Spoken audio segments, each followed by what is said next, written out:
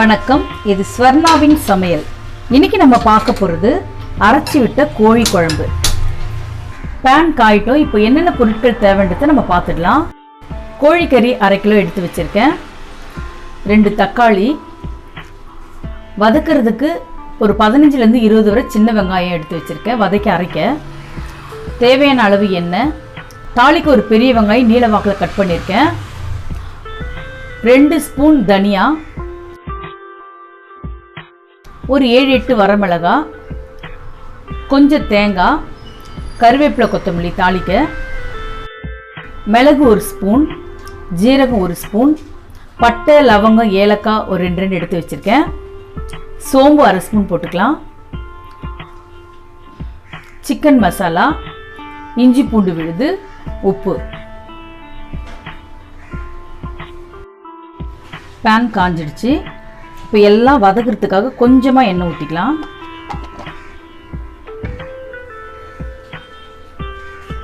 எண்ணெய் கொஞ்சம் காயிட்டோம். Stove medium ஃப்ளேமில் வச்சுக்கோங்க.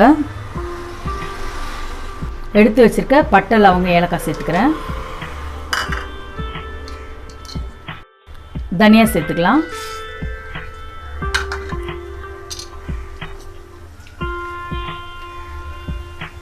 மிளகா சேர்த்துக்கலாம். கூடவே நீங்கள் காரத்துக்கு ஏற்ற மாதிரி போட்டுக்கோங்க. இப்போது சின்ன வெங்காயம் எல்லாம் மொத்தமாக சேர்த்து அப்படியே வதக்கி விட்டுக்கலாம்.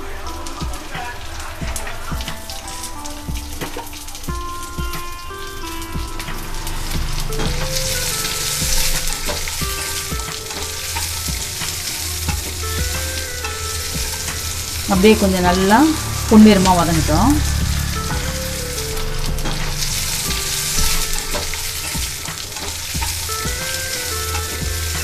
இப்போ 1 ஸ்பூன் மிளகு சேர்த்துக்கிறேன்.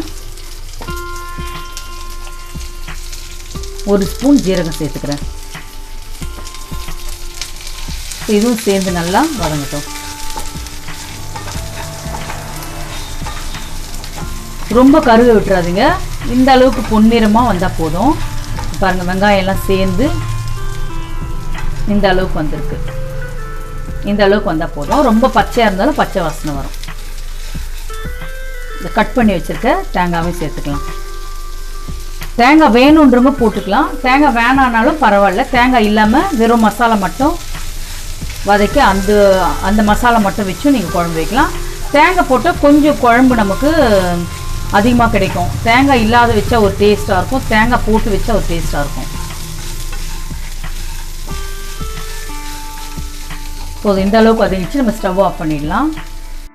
இப்போ இதெல்லாம் நல்லா ஆறட்டும். ஆறின பிறகு அரைச்சி எடுத்துக்கலாம். இப்போ எல்லாம் அரைச்சி எடுத்தாச்சு. குக்கர் காஞ்சிடுச்சு. எண்ணெய் ஊற்றிக்கலாம்.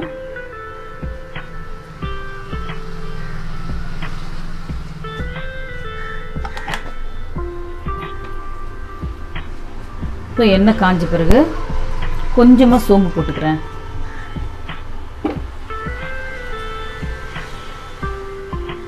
ஒரு வெங்காயம் கட் பண்ணி வச்சுருக்கோம், வெங்காயம் போட்டுக்கலாம்.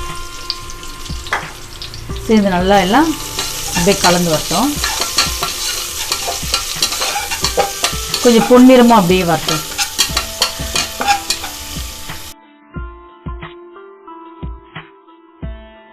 இப்போ கருவேப்பிலையும் கொத்தமல்லியும் சேர்த்துக்கலாம். இப்போ வெங்காயம் இந்த அளவுக்கு வதங்கிடுச்சு. இந்த ஸ்டேஜில் கட் பண்ணி வச்சுருக்க தக்காளி சேர்த்துக்கலாம். நான் பாதி சேர்த்துக்கிறேன். இப்போ தக்காளி வெங்காயம் வதங்கிறதுக்கு கொஞ்சம் உப்பு போட்டுக்கலாம். இந்த ஸ்டேஜில் இஞ்சி பூண்டு சேர்த்துக்கிறேன். எல்லாம் சேர்ந்து நல்லா அப்படியே வதங்கட்டும். இப்போது க்ளீன் பண்ணி வச்சுருக்க சிக்கனையும் சேர்த்துக்கலாம்.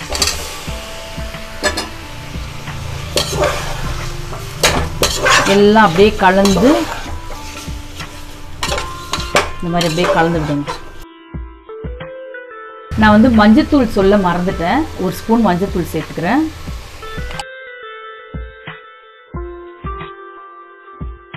இந்த மாதிரி எல்லாம் நல்லா கலந்து விடும்போது எல்லா மசாலாவும் அப்படியே கறியில் இறங்கும். அவ்வளோதான். இப்போது ஒரு 10 நிமிஷம் நம்ம குக்கர் மூடி வேணாம், ஒரு தட்டை போட்டுக்கலாம். வாங்க இப்போ திறந்து பார்க்கலாம். எல்லாம் சேர்ந்து நல்லா பாருங்க, தக்காளி வெங்காயம் நல்லா வதங்கிருக்கு. கறியும் இந்த அளவுக்கு வெந்திருக்கு பாருங்க. ஒரு பாதி நமக்கு வெந்தால் போதும். இப்போ எல்லா மசாலாவும் நம்ம அதில் சேர்த்துக்கலாம். நம்ம அரைச்சி வச்சிருக்கிற இந்த மசாலாவை சேர்த்துக்கலாம். சேர்ந்து நல்லா அப்படியே கலந்து விடுங்க.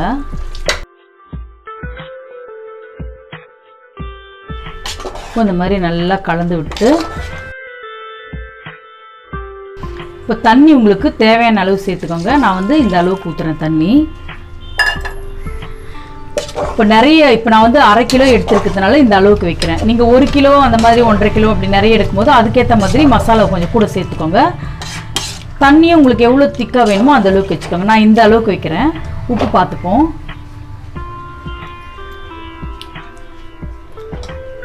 உப்பு கொஞ்சம் கம்மியாக இருக்குது, கொஞ்சமாக உப்பு போட்டுக்கிறேன்.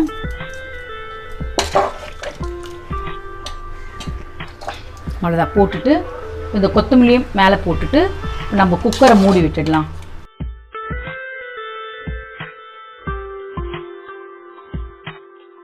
ஹை ஃப்ளேமில் வச்சுட்டு ஒரு 2 விசில் வந்தோடனே ஆஃப் பண்ணிவிட்டு ஒரு 5 நிமிஷம் கழித்து நம்ம திறந்து பார்க்கலாம். 2 விசில் 5 நிமிஷம் ஆயிடுச்சு. இப்போ நம்ம ஓப்பன் பண்ணி பார்க்கலாம்.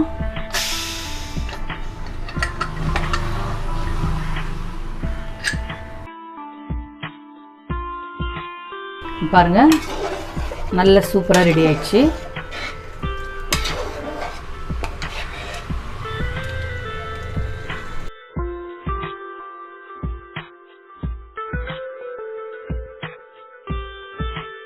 கறியெல்லாம் நல்லா வெந்து வந்திருக்கு.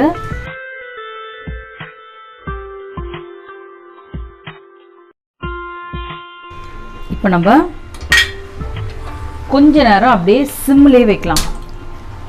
குக்கர் மூடி போட வேணாம்.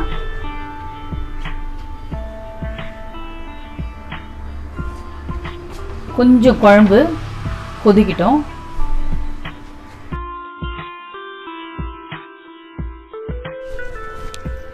அவ்வளோதான், குழம்பு ரெடி ஆயிடுச்சு. இப்போ நம்ம ஸ்டவ் ஆஃப் பண்ணிடலாம். சூப்பரான அரைச்சி விட்ட கோழி குழம்பு ரெடி ஆயிடுச்சு பாருங்கள். அரைச்சி விட்ட கோழி குழம்பு செஞ்சு பாருங்க, ருசிக்க துடிக்கும் சுவை நரம்பு. லைக் பண்ணுங்க, கமெண்ட் பண்ணுங்க, ஷேர் பண்ணுங்க. பிடிச்சிருந்தா சப்ஸ்கிரைப் பண்ணிட்டு அப்படியே பக்கத்தில் இருக்கிற பெல் பட்டனையும் அழுத்துங்க. அப்பதான் நாங்க போடுற ஒவ்வொரு வீடியோட நோட்டிபிகேஷனும் உங்களுக்கு வந்து சேரும். நன்றி, வணக்கம்.